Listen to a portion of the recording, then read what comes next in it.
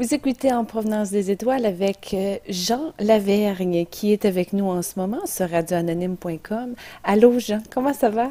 Salut, ça va très bien, toi? Bien, merci. Jean, on s'était parlé au mois d'août la dernière fois lors de l'enregistrement de la première chronique du pilote. Et nous voilà maintenant, 8 mois, 6 mois plus tard. Comment ça a été la saison 5 de l'OVNI Show? Ah, ça a super bien été. On a eu des invités très intéressants.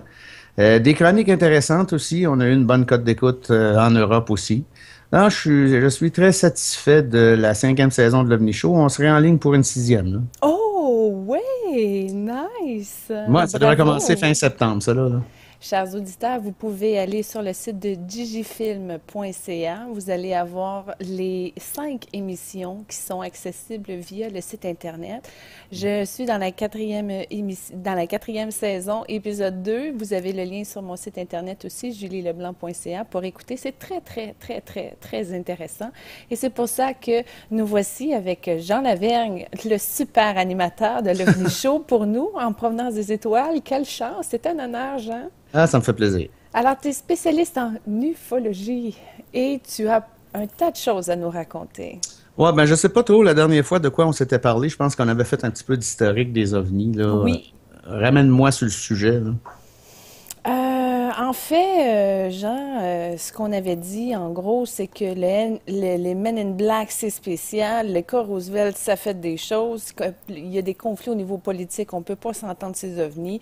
Il y a des preuves. Il y a beaucoup d'observations qui ont été faites. Il y avait aussi un lien sur la navette spatiale, l'espèce de truc qui a l'air d'un ovni, mais qui était relié à la navette spatiale. OK.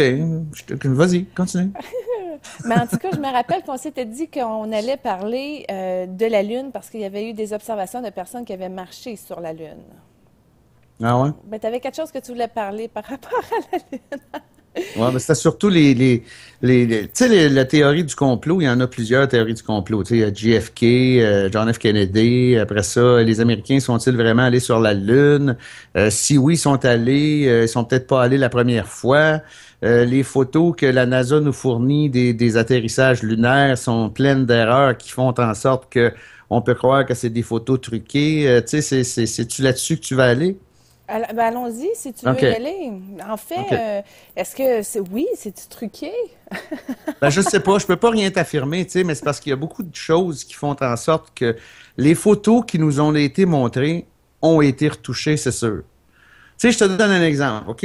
On est tous les deux debout face l'un à l'autre. OK? On est à peu près de la même grandeur, puis on est habillés en astronaute. OK? La caméra que les astronautes avaient sur eux à ce moment-là, c'était une grosse caméra qu'ils avaient sur la poitrine. OK? Ça dépassait sur la poitrine, puis ils visaient pas vraiment parce que, je veux dire, ils se mettaient le corps dans cette direction-là, puis c'est comme ça que ça posait. C'était des photos.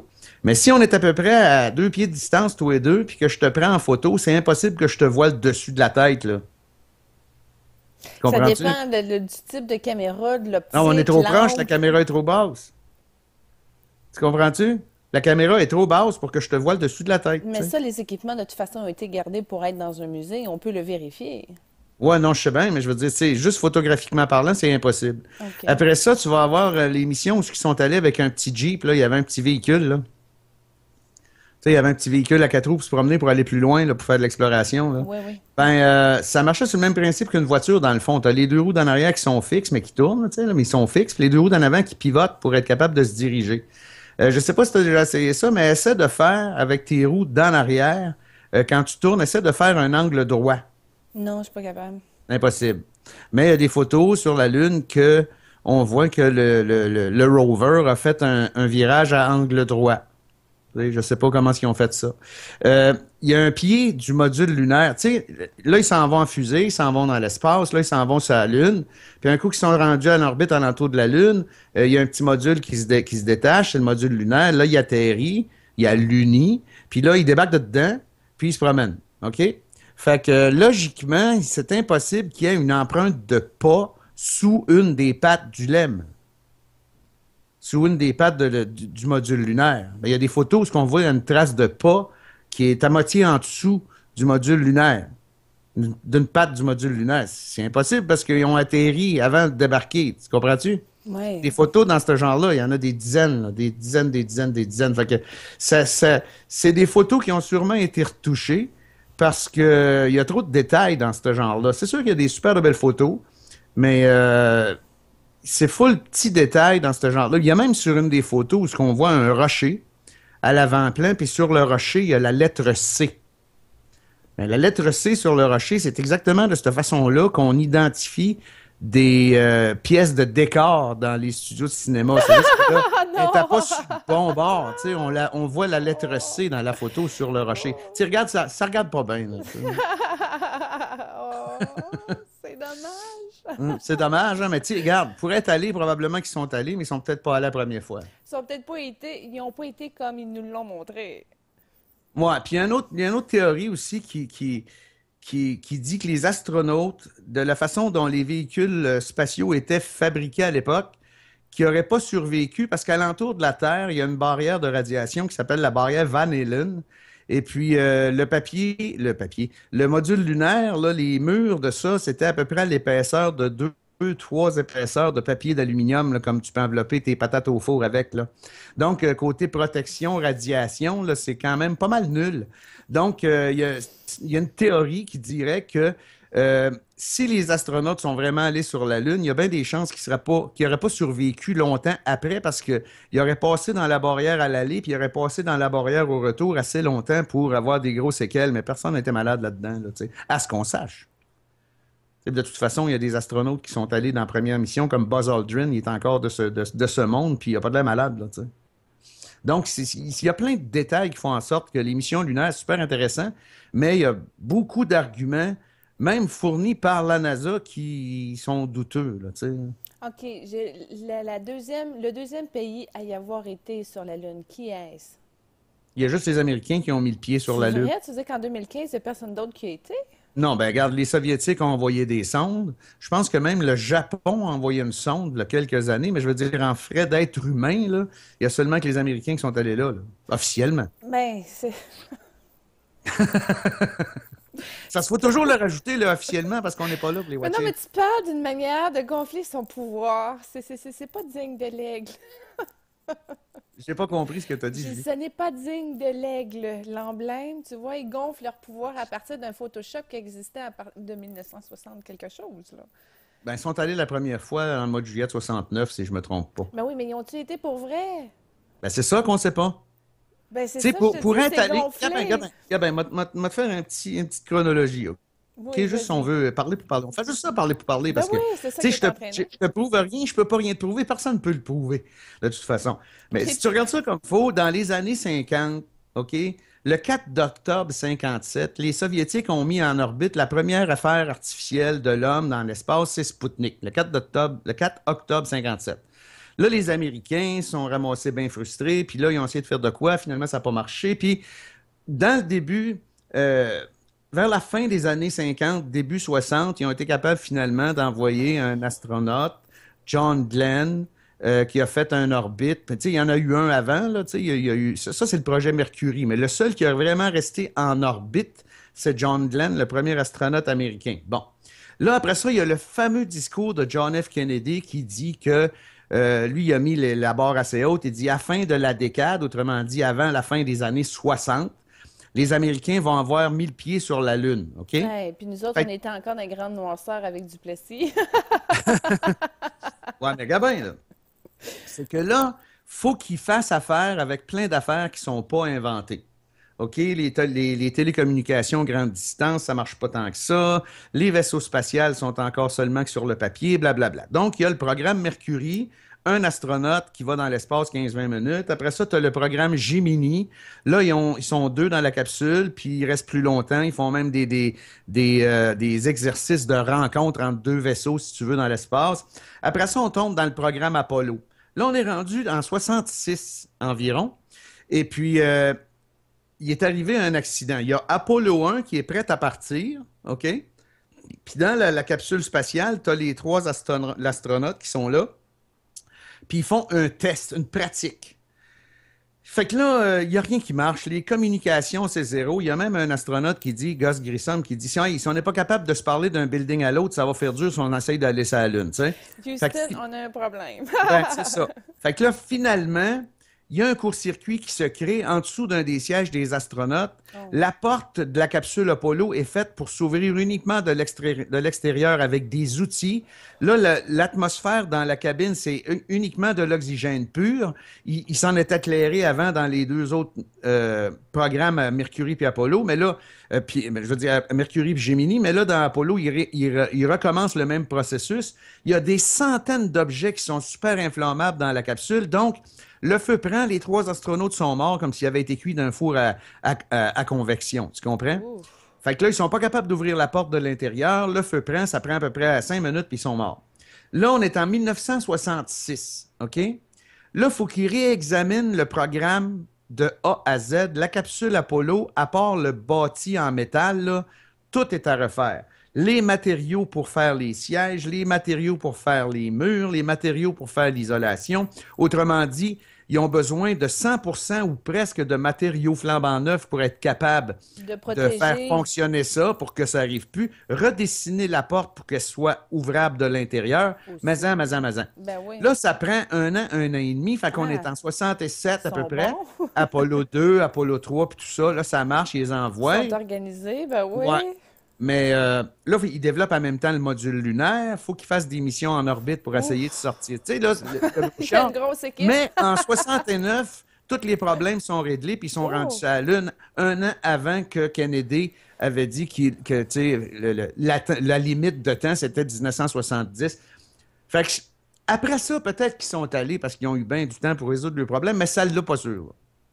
Tu sais, parce que euh, ça s'est fait trop vite. Tu sais, ça lui a pris quasiment 15 ans pour se rendre à un certain niveau.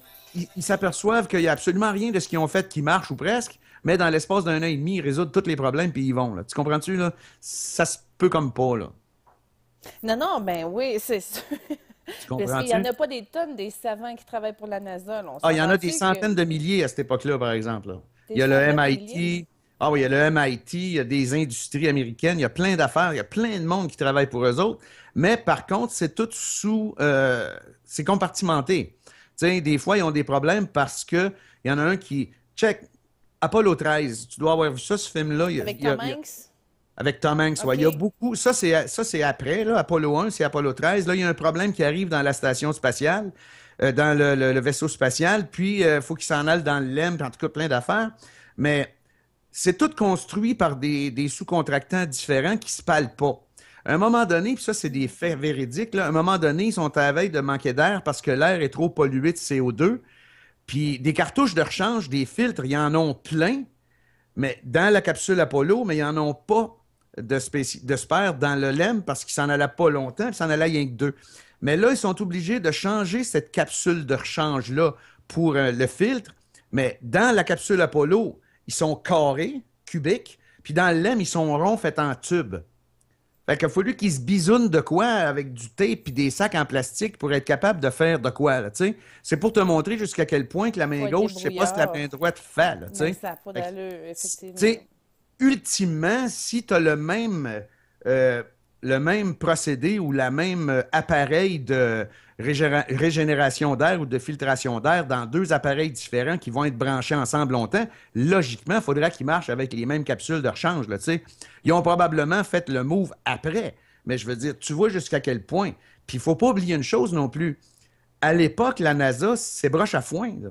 Ils y vont au pif puis à tâtons. Là. Tu sais, s'il arrive de quoi, ils découvrent que, ah, regarde, ça peut arriver.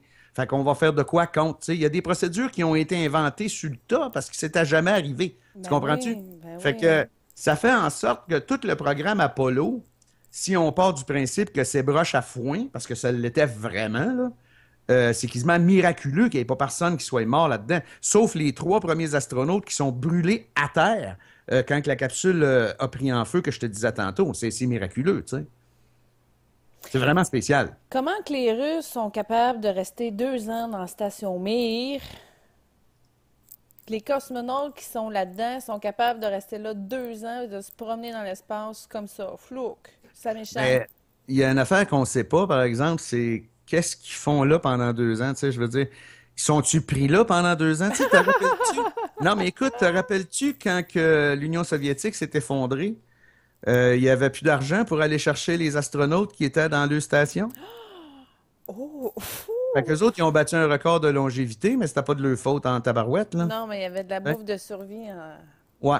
Mais si tu regardes, ouais, non, c'est parce qu'ils sont capables d'envoyer, comme là, vois-tu, ils ont eu 2 problèmes cette semaine, les Russes, parce que depuis que le programme de navette spatiale américaine est terminé, les Américains font du pouce avec les Russes, hein, pour aller dans la station spatiale Non. internationale.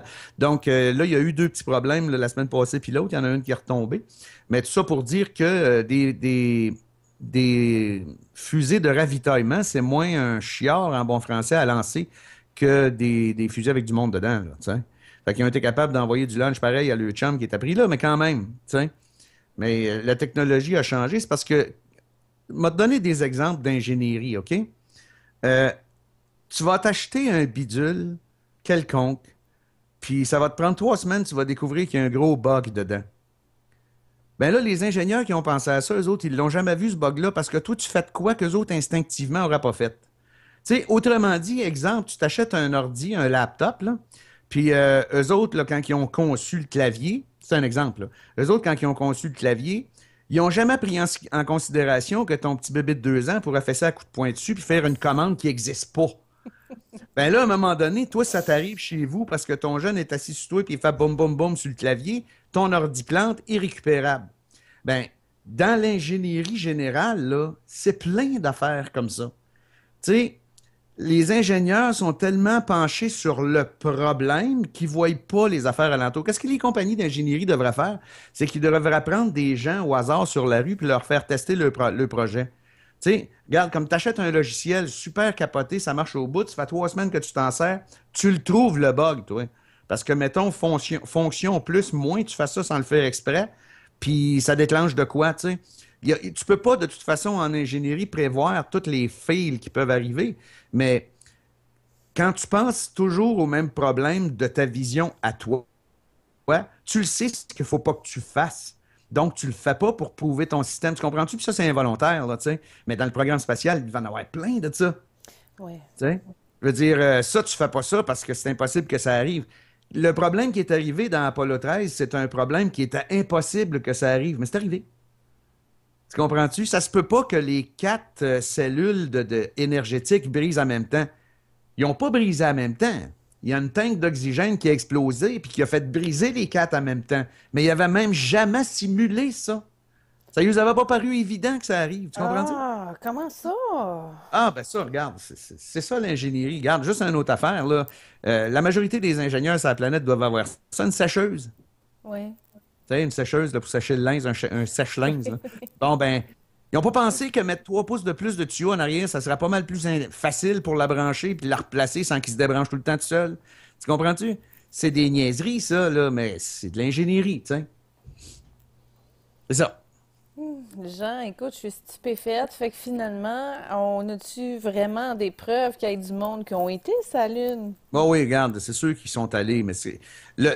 Regarde, il y a des gens qui disent qu'ils sont absolument pas allés. Moi, je suis pas de cet avis-là. Je suis convaincu qu'ils sont allés parce que avec un bon télescope, tu es peut-être capable de voir certaines affaires. De toute façon, ils sont allés, là, c'est assez évident parce que au cours d'une certaine mission, ils ont mis un miroir parabolique pour mesurer la distance Terre-Lune, puis on s'en sert encore de ça aujourd'hui, là, avec des lasers. OK. Donc, ils sont allés.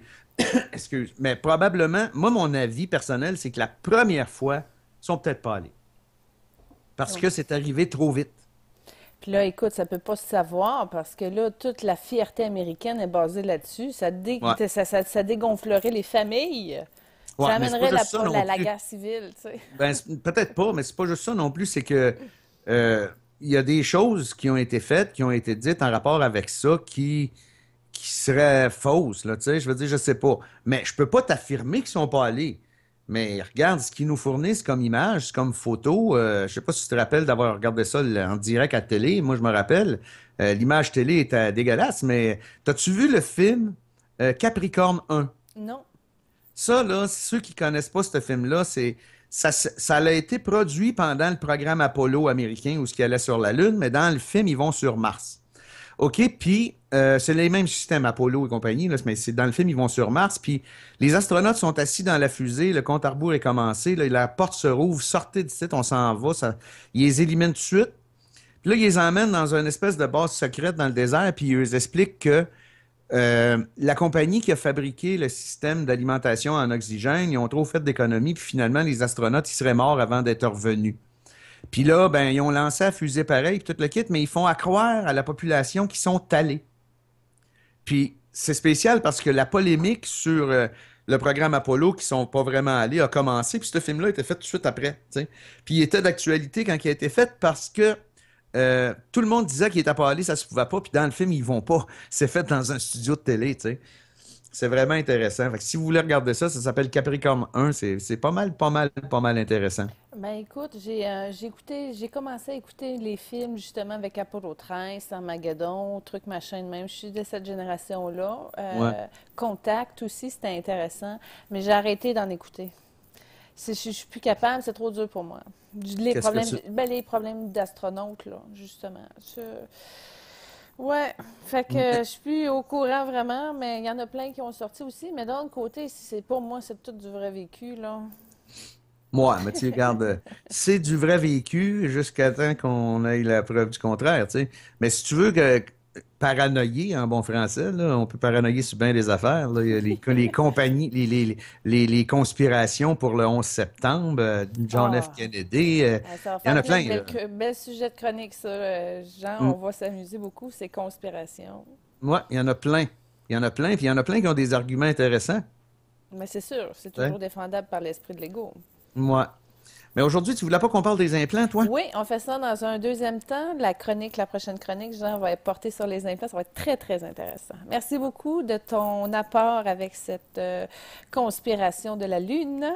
Et merci de l'avoir partagé avec nous. C'est super instructif. Moi, j'ai appris beaucoup de choses. Merci. Tu es comme Bye un bye. professeur de l'histoire du ciel. C'est magnifique. Ouais. Ouais. À bientôt, Jean. Bye bye.